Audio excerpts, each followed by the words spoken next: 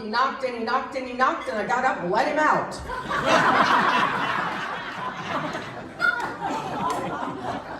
More about my grimy amours later. I gave away more diamonds than J-Lo. If I ever get married, I'll have to design the dress so it doesn't get caught in the walker. How you doing there, honey? You know, I thought I was going to be late getting here tonight. I was pulled over for speeding on Longwater. Great place. And so I thought, all right, okay, because I'm a very careful driver, and I pull out my license and registration, and I'm, yes, sir, yes, officer, and I look over, and he's unzipping his trousers. And I said, oh God, no, not the breathalyzer again.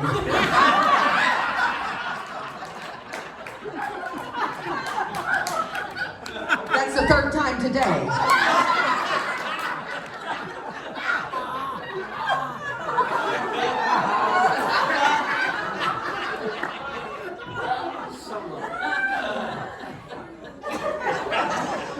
Moving on.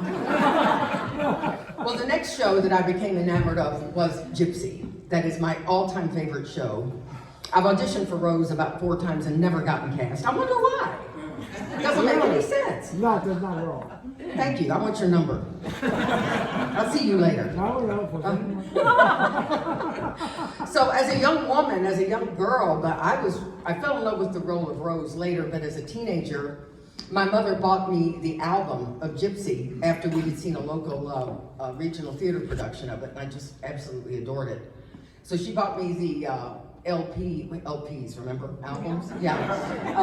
Of the movie with Rosalind Russell and Natalie Wood as Gypsy. And I was just entranced with Gypsy. I thought she was the most glamorous thing I've ever seen. So tonight, I want to do my version of Gypsy Rose Lee and how I play it now. So, Gypsy Rose Lee technically was known as an ecdysiast, one who or that which sheds its skin. But I'm shedding nothing. Sorry to disappoint you. I tell everything and show nothing. So you were prepared for the spicy banter. Have I met your expectations yet?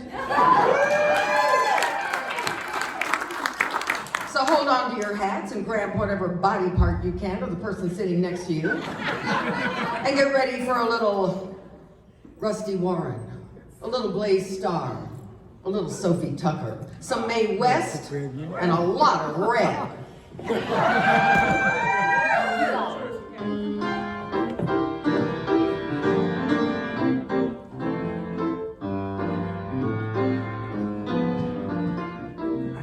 Let me entertain you, let me make you smile, let me do a few tricks, some old and then some new tricks. I'm very versatile, and if you're real good, I'll make you feel good. I want your spirits to climb, so let me entertain you, and we'll have a real good time, yes sir. We'll have a real good time. Okay, now Miss Donna, can you vamp me a little bit while I tell these nice folks about the facts of life? I had a sex change. I used to have sex, now I don't.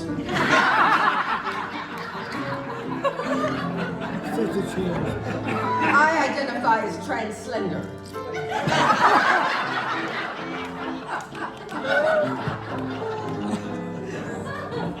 My weight is none of your business unless I'm on top.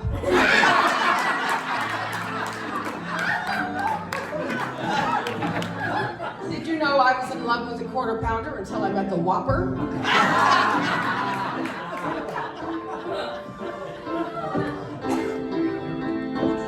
Sex is a misdemeanor. The more I miss it, the meaner I get.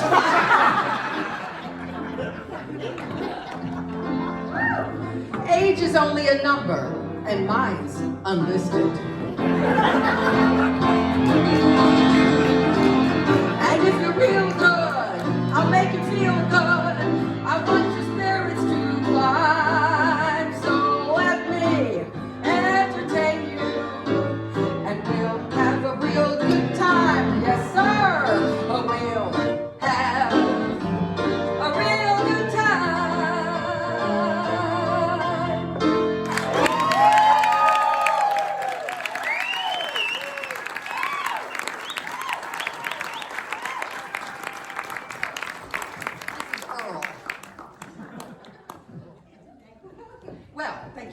much. That was fun.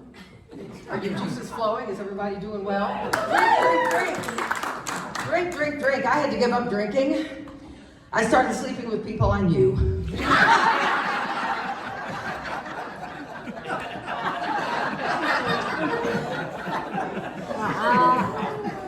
When I lived in New York City, they kicked me out of AA and sent me to AAA. I got so drunk in New York City one time, I hailed a cab, and I thought, this door just isn't opening. What's going on? I was trying to open the trunk. So I knew I had a problem. Anyway, so later on, I made the trek I went to college in Richmond, Virginia. I got my bachelor's of fine arts at Virginia Commonwealth University. I loved it, had the best years of my life. And eventually I made the trek up to Northern Virginia. There was a lot of dinner theater going on at the time, and I wanted to try my hand. So I worked up there. I got cast in a production of Sound of Music. After about 6 months, it was The Sound of Mucus. People went on to do other shows. They outgrew the costumes, or whatever. Life happened. And the director had a habit of taking people off the floor serving and putting them in the chorus, and that was fine for the nuns. But one time he pulled a guy off the floor to play one of the nuns. I was okay until I was in the middle of How Do You Solve a Problem Like Maria, and I looked down and I saw the nun's habit was about 5 inches too short, and these black wingtips were sticking out. I about died, so we called him Sister Mary Maybelline after that. It must have stuck because he became a priest. So after that, I moved to New York City to live in the teeny tiny apartment, but it had a view that you would not believe. It was the entire East River. It had a wraparound balcony on the 20th floor of an old building at 41st and 2nd, a little enclave called Tudor City. And my dad had that place during the war, and it was really small, but it was perfect for me. I was 24, and when you're 24, you don't need more than that. I had the Murphy bed. Had a hot plate, had a little sink about that big, but it worked for me. And I got cast in some shows in town, out of town, and I had the great fortune, in between odd jobs, real estate agent, legal assistant, bartender in Tribeca. I managed a bar in Tribeca. And so I got mixed up with a wonderful theater company called Pen 2 Stage. And they knew I had an affinity for Lucille Ball. You've probably seen on the table card. That's me as Lucy. That was some publicity, those were publicity shots taken in 1989. And they started writing these fun skits. It was all original work. It was all original. I'm sorry, this is inviting me to Benjamin. Okay, Lucy. Do you remember that? So they started writing skits. I'm old, I'm sorry. Because I had such an affinity for Lucy. One was, I love, what was it, Cagney and Lucy. Remember Cagney and Lacey, the TV show? Wang, freeze turkey, stuff like that. Or I Love Ruski, where she was a counter spy. But in the meantime, I decided I was going to create a little tribute to Lucy using the melody from the TV show, just about 16 bars, and then there's more to the Lucy story, but I just kind of wanted to do this for you. So, Miss Donna, my version of I Love Lucy.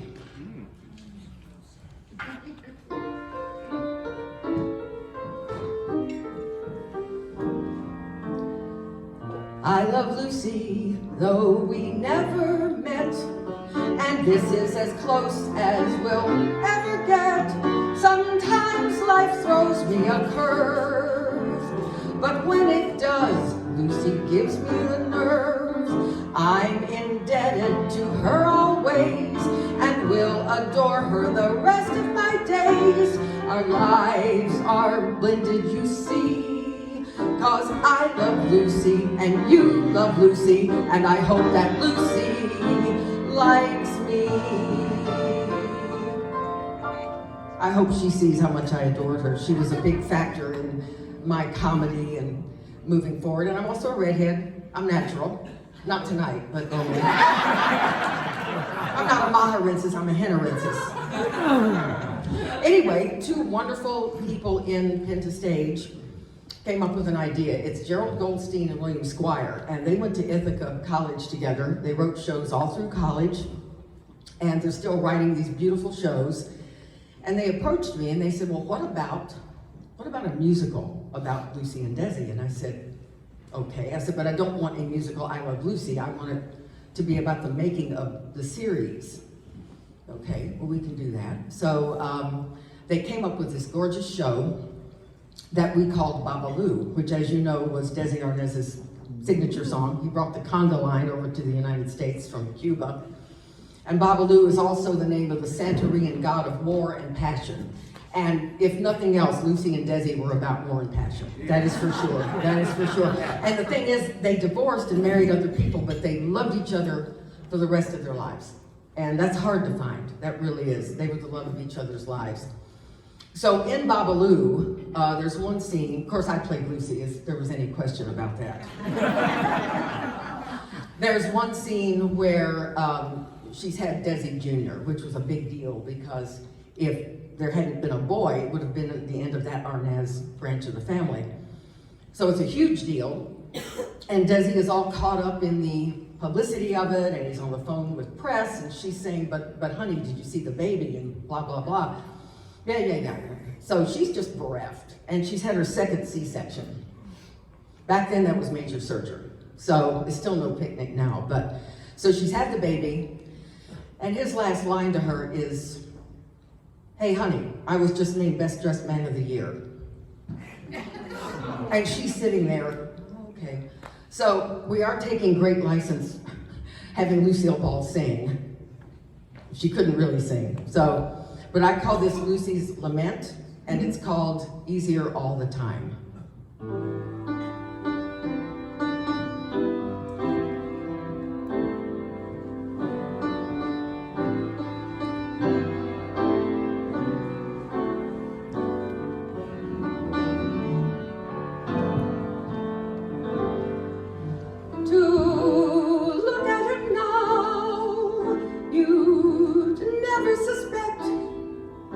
The years of frustration, of tears and neglect, but really the irony, No.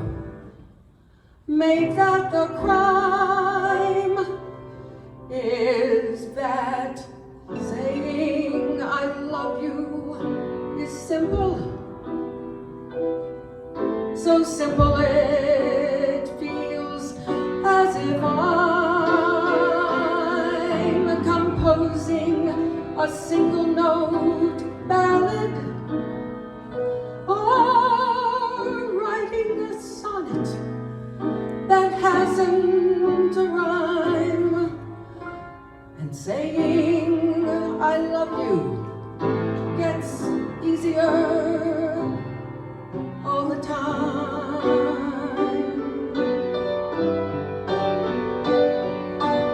Showing I need you is painless, yet needing you fills me with pain. I'm somehow ignoring the reasons. I'm not even sure I could ever explain. And showing I need you gets easier all the time.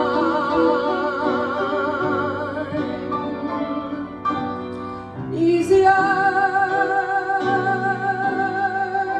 from the heart. It's even easier when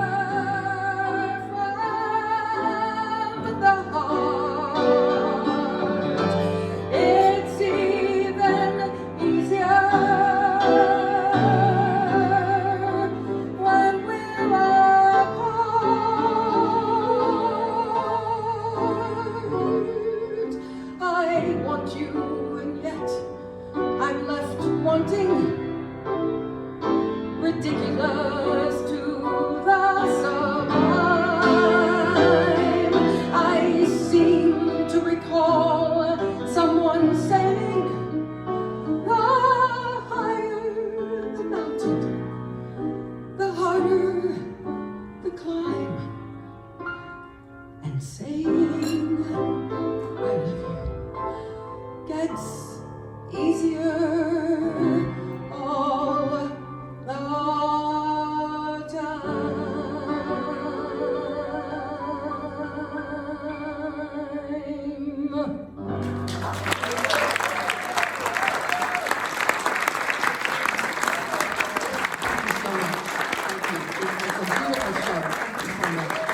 Thank you, I appreciate that. Thank you. We won't say anything about the Nicole Kidman show that was on Amazon a couple